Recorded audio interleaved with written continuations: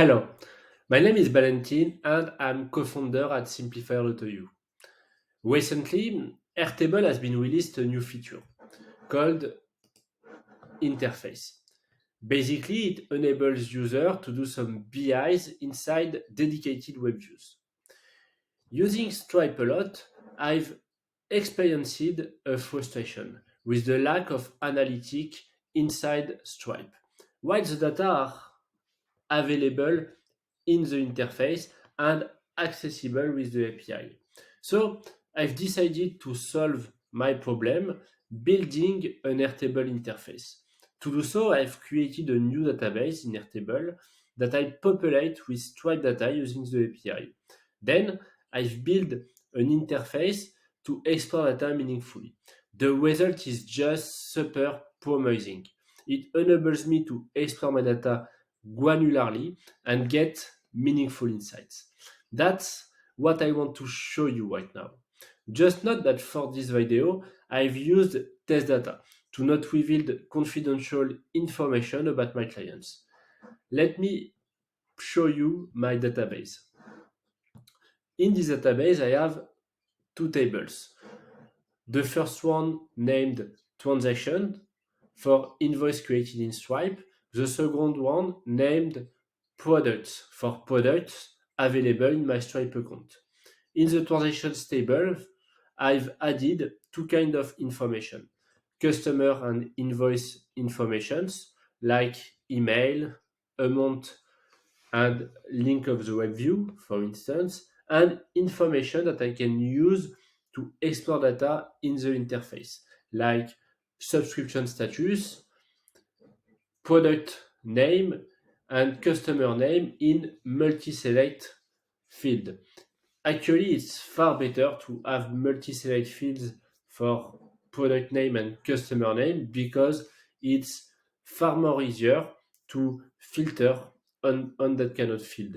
And you'll see after that it's very interesting with the interface. In the product table, I've added the most important information about products. Note that the main function of this table is to link transactions to product and enable exploration using the interface. That's why products are linked to transactions and transactions are linked to product. Now, let me show you the interface. In this interface, I display several kind of informations: the turnover without taxes, the turnover with taxes, the breakdown of products by customer, the breakdown of transactions by clients. I can see that a client is really dominant, for instance, and a product is really dominant, and a grid view to explore my transactions more easily. But most of the value of this interface come from the filters that I've implemented. Let me give you two simple examples to illustrate the interest of filters. Let's say that I want to know how much Aaron Anderson has spent in September 2021. I just applied my filter and I can get the turnover, the product repartitions, and explore the related transactions. I can even, if I want, filter on subscription status. I have two subscriptions and three single invoices. Now, let's say that I want to know how one of my products has performed. So let's say product number 5. I click on product number 5 and I can see that product number 5 has not performed so well. I sold it 3 times, 2 times to Jack Barker, 1 time to Yahoo. I can view the numbers there and explore the related transactions there.